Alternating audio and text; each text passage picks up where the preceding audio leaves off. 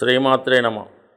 ఈ వీడియోలో మనం వృషభ రాశి వారు ఏ రంగంలో స్థిరపడితే వాళ్ళ జీవితంలో పైకి వస్తారు, ఏ సంవత్సరం నుంచి వాళ్ళ యొక్క అభివృద్ధి ప్రారంభమవుతుంది అన్న విషయాన్ని మనం ఈ వీడియోలో పరిశీలిస్తూ వాళ్ళు తీసుకోవాల్సిన జాగ్రత్తలు ఏంటి, ఏ రత్నం ధరిస్తే అదృష్టవంతులు అవుతారు, ఏ ఏ రంగులు కలిసి వస్తాయనే విషయాన్ని కూడా ప్రేక్షకుల యొక్క కోరిక మీద తెలుసుకునే ప్రయత్నం చేద్దాం. మరి వృషభ రాశి వారు అంటేనే జీవితంలో చాలా లేటుగా సెటిల్మెంట్ రావడం జరుగుతుంది. ముఖ్యంగా వాళ్ళు ఏ వృత్తి చేద్దానికి అనుకూలంగా ఉంటుందో నిర్ణయించుకోవడానికే చాలా టైం పడుతూ ఉంటుంది.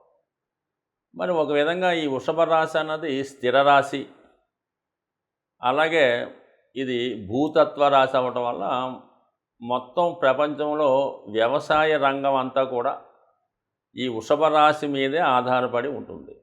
మరి ఈ వృషభ రాశిలో జన్మించిన వారికి వ్యవసాయం అన్నది చాలా బాగా కలిసి వస్తుంది.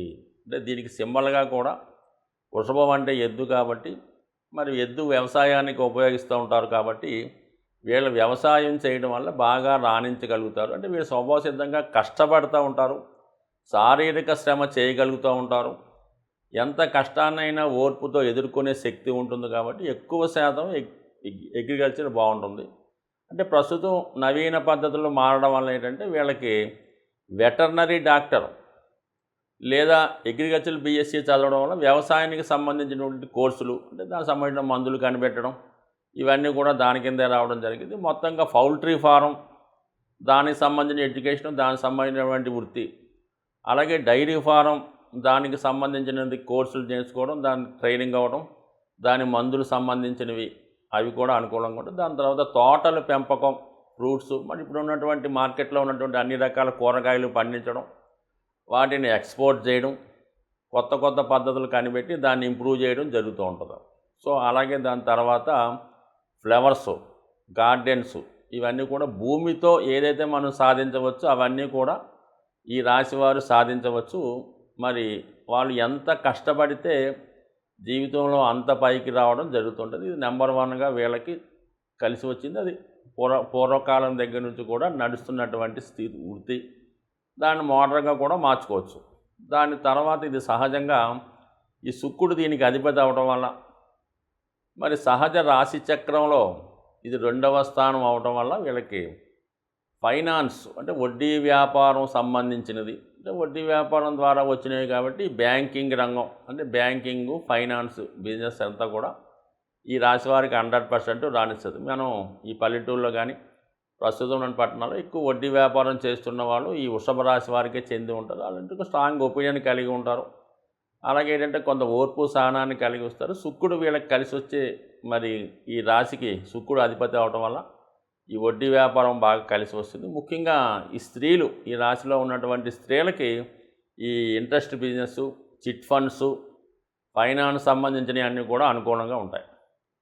అలాగే వీళ్ళకి గోల్డ్ సంబంధించినటువంటి పరిశ్రమలు కూడా అనుకూలించే, అంటే మరి బంగారం నగలు అమ్మడం కానీ కొనడం కానీ ఆర్టిఫిషియల్గా కూడా ఇది కొంతవరకు మరీ అంత బలంగా ఉండదు, కానీ ఫైనాన్స్ అన్నది బాగుంటుంది. దాని తర్వాత ఏంటంటే బ్యాంకింగ్ రంగంలో అనుకూలించే పరిశ్రమ కాబట్టి బ్యాంకింగ్ రంగంలోకి వెళ్ళచ్చు. ఇక థర్డ్ ఆప్షన్ ఏంటంటే సినిమా రంగం. సినిమా పరిశ్రమలో ప్రవేశిద్దాం అనుకున్న వారికి, అంటే పూర్వకాలం నాటక రంగం, ఇప్పుడు సినిమా రంగం, లేదంటే యూట్యూబ్లు, చిన్న చిన్న షార్ట్ ఫిల్ములు, మొత్తం మీద ఏంటంటే వాళ్ళ యొక్క ఏదో ఒక కళారంగంలో అభివృద్ధి చెందడం చాలా వరకు అనుకూలించే అవకాశం ఉంది. తర్వాత ఏంటంటే ఇంకా ముఖ్యంగా ఇది వృషభ రాశి, ఇందులో ఉన్నటువంటి నక్షత్రాలను మనం గమనించినట్టయితే ముఖ్యంగా లీడ్గా 4 పాదాలు ఇదే రాశిలో ఉండడం వల్ల రోహిణి నక్షత్రం అన్నది మెయిన్ లీడ్ తీసుకుంటూ ఉంటుంది ఈ రాశిలో. కాబట్టి వీళ్ళకి ట్రాన్స్పోర్ట్ సంబంధించినది కూడా చాలా బాగుంటుంది. ట్రాన్స్పోర్ట్ అంటే మామూలు లారీ ట్రాన్స్పోర్ట్ కాకుండా మరి ప్రజలకు సంబంధించిన మామూలు లగ్జరీ బస్సులు, లగ్జరీ కార్సు, అలాంటి ట్రాన్స్పోర్ట్ చేయడం కానీ, లేదంటే మామూలుగా టూరిస్ట్ బస్సులు లాంటివి కానీ, లేదంటే లగ్జరీ బస్సులు, స్లీపర్ బస్సులు లాంటివి కానీ వీళ్ళు దాన్ని ఐడి కొనుక్కోనో దాన్ని తిప్పుకోవడం వల్ల కూడా, అంటే ఒక విధంగా చెప్పాలంటే ఈ ట్రాన్స్పోర్ట్ బిజినెస్ కూడా కలిసి వచ్చే అవకాశం 100% ఈ రాశి వారికి కలిసి వచ్చే అంశాల్లో ఇదొక బిజినెస్. సో అయితే వీళ్ళకి వాహనాల మీద కూడా ఎక్కువ ఇంట్రెస్ట్ అవగాహన ఉంటుంది కాబట్టి అంటే వ్యవసాయానికి ఉపయోగపడే వాహనాలు, అలాగే ఖరీదైనటువంటి కార్లు, మరి పూర్వకాలం మరి ఎద్దుల బండి కూడా ఉండేది కాబట్టి ఇవన్నీ కూడా దానికి సంబంధించినవి కాబట్టి ట్రాన్స్పోర్ట్ కూడా వీళ్ళకి బాగా కలిసి వస్తుంది. కాబట్టి ముఖ్యంగా చెప్పాలంటే వీళ్ళకి వ్యవసాయం, దానికి అనుబంధంగా ట్రాన్స్పోర్టు, దానికి అనుబంధంగా తయారు చేయనటువంటి మెడికల్ పరిశ్రమ ఇవన్నీ అనుకూలంగా ఉంటాయి. లేదా బ్యాంకింగ్ అండ్ ఫైనాన్సు, సినిమా రంగం అనుకూలించే అవకాశాలు. ఇక వీళ్ళు ఎప్పుడు స్థిరపడతారు అనుకుంటే ఇందులో ఉన్నటువంటి నక్షత్రాలు గమనిస్తే మరి కృత్తిక 3 పాదాలు అంటే అవి 4.5 సంవత్సరాలు దశ ప్రకారం, రోహిణి మరి 10 సంవత్సరాలు అంటే చంద్రమహాదశ అంటే అక్కడికి 14.5. దాని తర్వాత వచ్చిన కుజుడు 2 పాదాలే కాబట్టి మనకి అవి 3.5 సంవత్సరాలు. అందువల్ల ఏంటి ఇది 17-18 సంవత్సరాలు. అంటే సాధారణంగా లెక్క ప్రకారం ఏంటంటే ఈ వృషభ రాశి వాడు తొందరగానే ధన సంపాదన చేయవలసి ఉంటుంది. సో అందువల్ల ఏంటంటే సాధారణంగా వాళ్ళ స్థాయిని బట్టి మరి 18 సంవత్సరాల నుంచే వాళ్ళ అవగాహన వస్తుంది. బట్ ఏదైనా వీళ్ళకి 26వ సంవత్సరం అనేది ఒక గ్రేస్ పీరియడ్గా పెట్టుకుంటే, ఎందుకంటే మరి శని రాశి వారికి యోగకారకుడు కాబట్టి శనికి సంబంధించినటువంటి సంఖ్య 26వ సంవత్సరం దాటగానే వీళ్ళకి 100% జీవితంలో ధన సంపాదన స్టార్ట్ అవుతుంటుంది. వాళ్ళ స్థాయిని బట్టి వివాహం అంటే ఎక్కువగా ఇవి గ్రామీణ ప్రాంతాలు వ్యవసాయానికి సంబంధించిన రాశి కాబట్టి తొందరగానే వివాహం జరగడం, తొందరగానే సంతానం కలగడం జరుగుతూ ఉంటుంది. సో అందువల్ల ఏంటంటే వీళ్ళకి కొంతవరకు ఈ చెప్పిన రంగాల్లో అయితే అనుకూలత చాలా బాగుంటుంది. బేనే సెటిల్మెంట్ అవుతూ ఉంటారు. సో ఏదైనా ఈ రాశిలో జన్మించిన వారు జీవితంలో నిరంతరం కష్టపడుతూ ఎంతటి తుఫాన్నైనా ఎదుర్కొనే శక్తి రైతుకు ఉంటుంది. కాబట్టి ఈ రాశిలో జన్మించిన వారు కష్టాలను ఎదుర్కొని జీవితంలో ఓర్పుతో సహనంతో పైకి రావడం జరుగుతూ ఉంటుంది. బట్ ఏదైనా ఈ రాశిలో ఉన్నటువంటి వాళ్ళు జన్మించిన వారు అబ్బాయిల కన్నా అమ్మాయిలకి, స్త్రీలకు బాగా రాణిస్తుంది. ఎందుకంటే ఇది స్వభావసిద్ధంగా స్త్రీ రాశి కాబట్టి స్త్రీలకు చాలా అనుకూలించే అవకాశం ఉంది. సో ఏదైనా ఈ రాశిలో ఉన్నటువంటి స్త్రీలు లక్ష్మీప్రదమైనటువంటి ఎంత అదృష్టవంతులంటే వీళ్ళు ఏ చోట ఉంటే అక్కడ అదృష్టం కలిసి వస్తుంది. వీళ్ళు పుట్టిన తర్వాత తల్లిదండ్రులకి, పెళ్ళైన తర్వాత అత్తమామలకి కలిసి వచ్చే అవకాశం ఉంది. ఒక విధంగా భర్త గారికి కలిసి వచ్చే అవకాశం ఉంది. కాబట్టి సాధ్యమైనంత వరకు ఈ రాశిలో పుట్టినటువంటి స్త్రీలు చాలా అదృష్టవంతులు. అయితే ఈ రాశి వారికి గ్రీన్ కలరు, బ్లూ కలరు అనుకూలిస్తాయి. అలాగే డైమండు, పచ్చ, నీలం ఈ 3 రంగులు, ఈ 3 రత్నాలు వీళ్ళు ధరించవచ్చు. అలాగే 6 ముఖాల రుద్రాక్ష ధరించడం వల్ల వివాహానికి సంబంధించిన సమస్యలు తొలగిపోతాయి. సాధారణంగా ఈ రాశి వ్యవసాయానికి సంబంధించింది కాబట్టి ఈ రాశిలో పుట్టిన వారి పూర్వీకులు అంటే పెద్దవాళ్ళు కంపల్సరిగా వ్యవసాయ ఆధారంగా కానీ వ్యవసాయం చేసే కుటుంబాల్లో జన్మిస్తారు. కాబట్టి ఏదో విధంగా సర్పదోషం కూడా ఉంటుంది. కాబట్టి వీళ్ళ 6 ముఖాల రుద్రాక్ష, సుబ్రహ్మణ్య స్వామి స్వరూపమైనటువంటి 6 ముఖాల రుద్రాక్ష ధరించడం వల్ల సర్పదోషాలు పరిహారం అవుతాయి. అదే స్త్రీలకి సంతానానికి సంబంధించిన సమస్యలు ఉన్నా కూడా తొలగిపోయే అవకాశం ఉంటుంది 6 ముఖాల రుద్రాక్ష ధరించడం వల్ల. సో అలాగే వీళ్ళకి గ్రీన్ కలరు మరి బ్లూ కలరు అనుకూలిస్తాయి. ఎట్టి పరిస్థితుల్లో కూడా వీళ్ళ వాహనం అంటే 4 వీలర్ కొనుక్కుంటే మాత్రం రెడ్ కలరు, ఎరుపు రంగు జోలికి 100% వెళ్లకుండా ఉండడం మంచిది. బట్ ఏదైనా ఈ జాతకులు ప్రతి శనివారం హనుమాన్ ఆలయ దర్శనం వల్ల 100% జీవితంలో చిన్న స్థాయి నుంచి పై స్థాయికి వచ్చే అవకాశం ఉంటుంది. కుజుడు మీకు అనుకూలంగా మారాలంటే చాలా ఈజీ మాట. కుజుడు తొందరగా అనుగ్రహించే గ్రహం కాబట్టి కుజగ్రహం మీకు అనుకూలించాలంటే సాధ్యమైనంత వరకు మీరు ఈ మంగళవారం రోజు హనుమాన్ చాలీసా పారాయణ వల్ల, హనుమాన్ని పూజించడం వల్ల, మంగళవారం నియమంగా ఉండడం వల్ల చాలా వరకు మీరు కుజుని యొక్క అనుగ్రహానికి పాత్రలవుతుంటారు.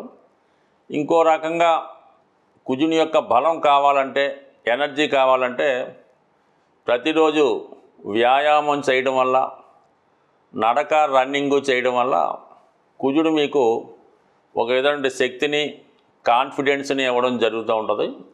మరి ఇంకా ఎక్కువ కుజుని యొక్క శక్తి కావాలనుకున్నవారు ఏదైనా ఒక జిమ్ ట్రైనర్ ద్వారా ఆ ప్రయత్నం చేయడం వల్ల ముఖ్యంగా కాన్ఫిడెన్స్ పెరుగుతూ ఉంటుంది.